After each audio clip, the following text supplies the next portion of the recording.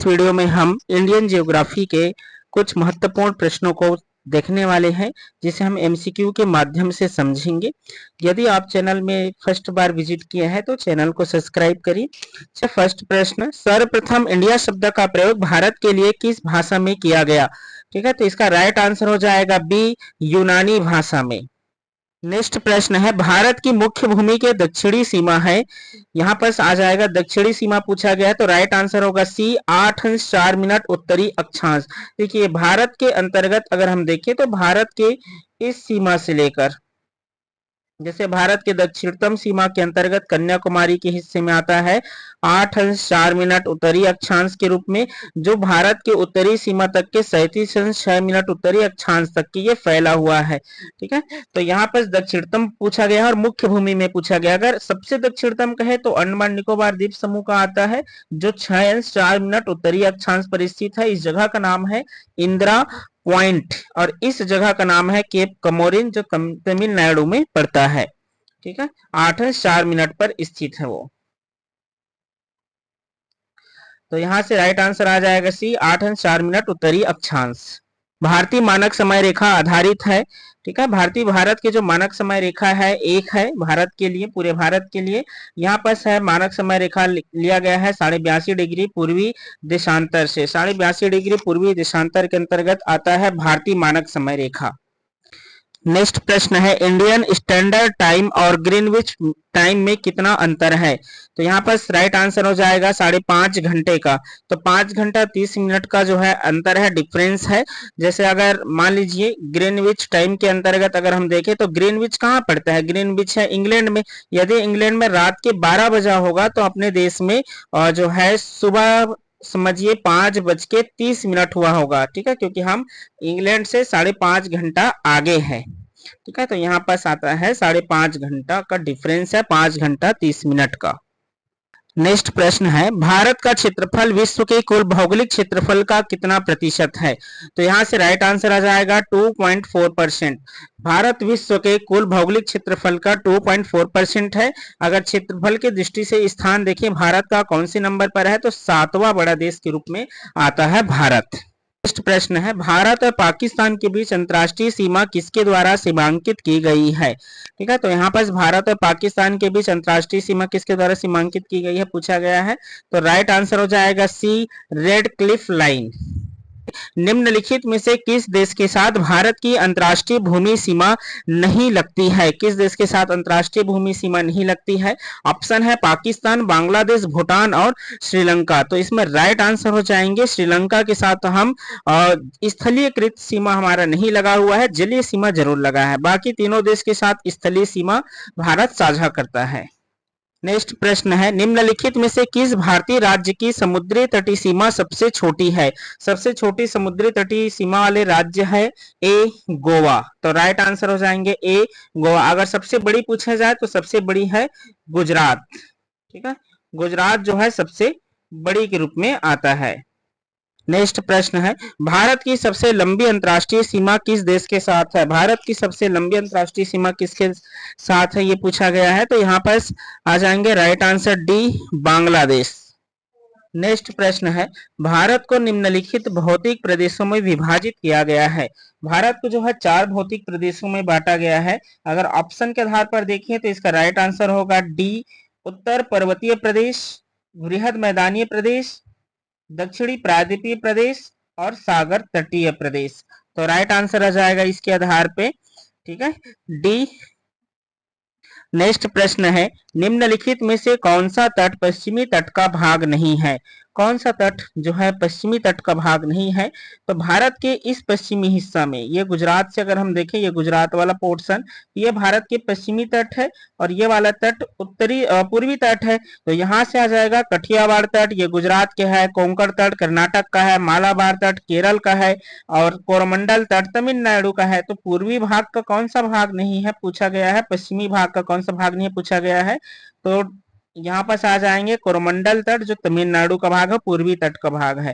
तो right answer होगा D, Coromandel तट। प्रश्न है, लक्षद्वीप समूह के द्वीपीय की उत्पत्ति निम्नलिखित में से किस प्रकार हुई है? तो इसके अंतर्गत राइट आंसर हो जाएंगे सी, प्रवाल उत्पत्ति से। प्रश्न है, भारतीय क्षेत्र में स्थित दो ज्वालामुखी द्वीप है, दो ज्वालामुखी द्वीप कौन सा है? तो इसके अंतर्गत राइट आंसर होगा बैरन द्वीप और नारकोंडम द्वीप। तो इसके अंतर्गत है सी राइट आंसर हो जाएंगे। बैरन और नारकोंडा द्वीप दोनों ही द्वीप अंडमान निकोबार द्वीप समूह में स्थित है।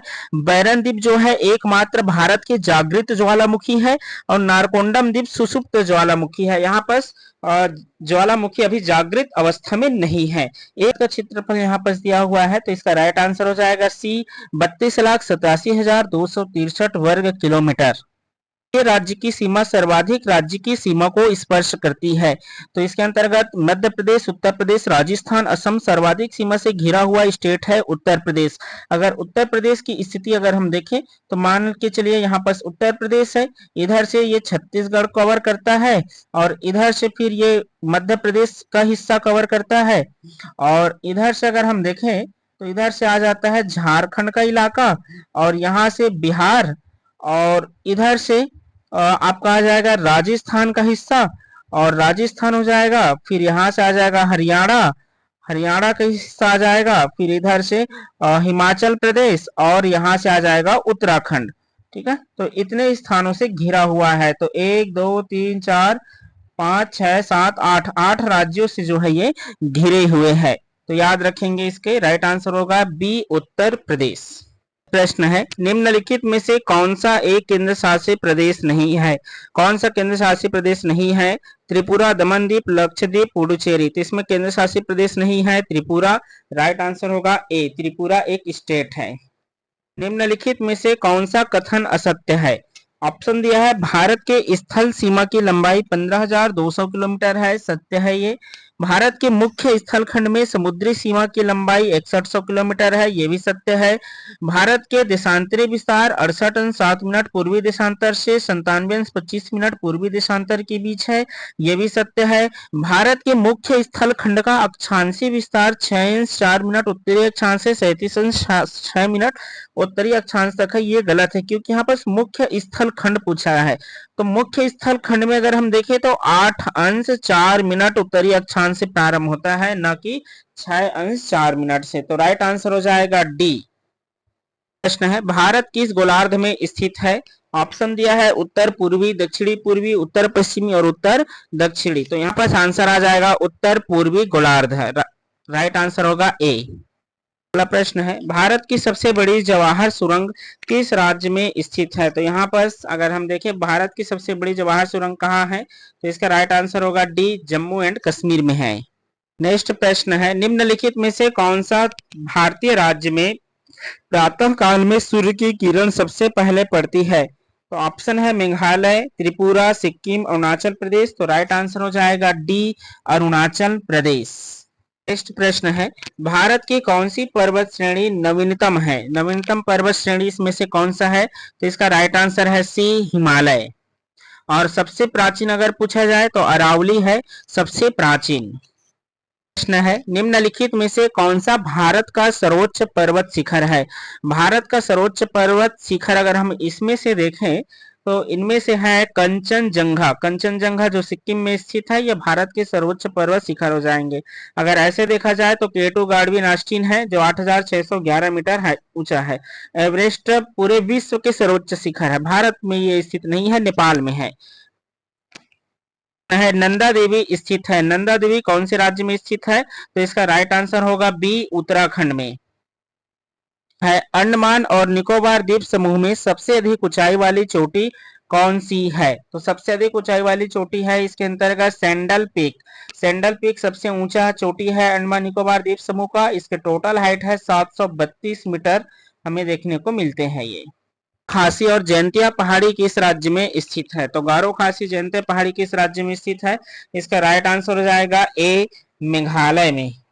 प्रश्न है, निम्नलिखित में से कौन सी दक्षिण भारत की सबसे ऊंची चोटी है? कौन सी दक्षिण भारत की सबसे ऊंची चोटी है? तो इसके अंतर्गत अगर हम देखें सबसे ऊंची चोटी है अन्नामलाई पर्वत श्रृंखला का अन्नाई मुड़ी। अन्नाई मुड़ी सबसे ऊंचा चोटी के रूप में हमें देखने को मिलता है। इसका टोटल हाइट है 2695 मीटर। डिब्रूगढ़ चोटी स्थित है मैकल रेंज में, सतपुड़ा रेंज में, विंध्यन रेंज में, इनमें से कोई नहीं। तो राइट आंसर हो जाएगा बी, सतपुड़ा रेंज में। है अरावली श्रेणी किस राज्य में स्थित है? राजस्थान, हिमाचल प्रदेश, उड़ीसा और आंध्र प्रदेश। तो इसका राइट आंसर होगा ए, राजस्थान। अरावली पर्वत श्रेणी विश्व के सबसे प्राचीनतम पर्वत श्रेणी में से है। तो राइट आंसर होगा इसका ए, राजस्थान। प्रश्न है जहां पूर्वी घाट और पश्चिमी घाट मिलते हैं वहां निम्नलिखित में से कौन सी पहाड़ियां स्थित है? अन्नामलाई पहाड़ी, कांडम पहाड़ी, नीलगिरी पहाड़ी और सेवराय पहाड़ी। तो राइट आंसर होगा सी, नीलगिरी पहाड़ी। प्रश्न है तमिलनाडु में शरतकालीन वर्षा अधिकांश जिन कारणों से होती है वह है? इसका राइट आंसर होगा उत्तर पूर्वी मानसून। सी इसका राइट आंसर है, उत्तर पूर्वी मानसून हवाओं से। प्रश्न है निम्नलिखित में किस स्थान पर सबसे कम वार्षिक वर्षा होती है? कौन से स्थान पर सबसे कम वार्षिक वर्षा होती है? तो इसमें आंसर हो जाएंगे डी, लेह में। प्रश्न है मानसून किस भाषा का शब्द है? तो मानसून जो है अरबी भाषा का शब्द है। प्रश्न है भारत की सर्वाधिक वर्षा मुख्यतः प्राप्त होती है? भारत की सर्वाधिक वर्षा होती है दक्षिण पश्चिमी मानसून हवाओं से। तो राइट आंसर हो जाएगा सी, दक्षिण पश्चिमी मानसून हवाएं। नेक्स्ट प्रश्न है हिमाचल प्रदेश में स्थित दर्रा है? तो हिमाचल प्रदेश में इनमें से स्थित दर्रा है ए, सिपकी लाह दर्रा है। बोमडिला दर्रा भारत के किस राज्य में स्थित है? तो बोमडिला दर्रा भारत के अरुणाचल प्रदेश में स्थित है। तो इसका राइट आंसर होगा डी, अरुणाचल प्रदेश। प्रश्न है भारत की सर्वाधिक महत्वपूर्ण मिट्टी कौन सी है? तो भारत की सर्वाधिक महत्वपूर्ण मिट्टी जो सबसे ज्यादा भागों में पाया गया है वह मिट्टी है जलोढ़ मिट्टी। राइट आंसर होगा सी। कपास की खेती के लिए सर्वोत्तम मिट्टी होती है? कपास की खेती के लिए सबसे अच्छी मिट्टी होता है ए, काली मिट्टी। तो राइट आंसर हो जाएगा इसका ए, काली मिट्टी। प्रश्न है निम्नलिखित राज्यों में से किसकी तटरेखा सर्वाधिक है? इसमें से सर्वाधिक तटरेखा राज्य है ए, गुजरात का, और सबसे कम किसका है? गोवा का। ठीक है। कर्क रेखा निम्नलिखित में से किन राज्यों से गुजरती है? देखिए कर्क रेखा अगर हम देखें तो कर्क रेखा गुजरात से, फिर राजस्थान से, फिर मध्य प्रदेश से, फिर छत्तीसगढ़ से, छत्तीसगढ़ के बाद झारखंड से गुजरता है। ठीक है, झारखंड से, झारखंड के बाद पश्चिम बंगाल, पश्चिम बंगाल के बाद त्रिपुरा और त्रिपुरा के बाद मिजोरम। इतने राज्यों से कर्क रेखा जो है गुजरता है। ठीक है, तो यहाँ पर टोटल कितने राज्य हो गए? 8 राज्य। तो इसमें दिया गया है गुजरात, झारखंड, असम और मिजोरम। तो इसके अंतर्गत 3 आ जाएंगे, गुजरात है, झारखंड है और मिजोरम है। तो 1, 2 और 4। तो राइट आंसर हो जाएगा सी, 1, 2 और 4। नेक्स्ट प्रश्न है भारतीय मानक समय या यमुनोत्तर जो है नहीं गुजरता है? भारतीय मानक समय रेखा कौन से राज्य से होकर नहीं गुजरता है? ऑप्शन दिया है आंध्र प्रदेश, छत्तीसगढ़, महाराष्ट्र, उत्तर प्रदेश। तो राइट आंसर हो जाएगा इनमें से सी, महाराष्ट्र। बाकी राज्यों से गुजरता है। नेक्स्ट प्रश्न है भारत में सबसे पुराना तेल का भंडार कहाँ है? भारत में सबसे पुराना तेल का भंडार कहाँ है? तो इसका राइट आंसर होगा डी, डिगबोई, असम। में से कौन सा राज्य भारत में मैंगनीज का सर्वाधिक उत्पादन करता है? तो इसके अंतर्गत है राइट आंसर है बी, मध्य प्रदेश। मध्य प्रदेश के बालाघाट और मलाजखंड में मैंगनीज के उत्पादन मुख्य रूप से होता है। तो राइट आंसर हो जाएगा बी, मध्य प्रदेश। निम्नलिखित में से कौन सा एक सही सुमेलित नहीं है? भिलाई, भिलाई छत्तीसगढ़ में है, दुर्गापुर पश्चिम बंगाल में है, सेलम झारखंड, ये झारखंड में नहीं है, सेलम ये तमिलनाडु में है। तो ये सुमेलित नहीं है। तो राइट आंसर हो जाएगा सी, सेलम। प्रश्न है कौन सी कंपनी एल्यूमिनियम नहीं बनाती? तो कौन सी कंपनी एल्यूमिनियम नहीं बनाती है? तो ऑप्शन दिया है टेल्को, बाल्को, नाल्को और हिंडाल्को। तो राइट आंसर हो जाएगा ए, टेल्को। टेल्को का अगर फुल फॉर्म देखें तो टाटा इंजीनियरिंग लोकोमोटिव कंपनी यहाँ के रूप में आता है, बाकी सभी जो है एल्यूमिनियम कंपनी के रूप में है। तो राइट आंसर हो जाएगा ए, टेल्को। लिखित में से कौन सा बंदरगाह भारत के पूर्वी तट का नहीं है?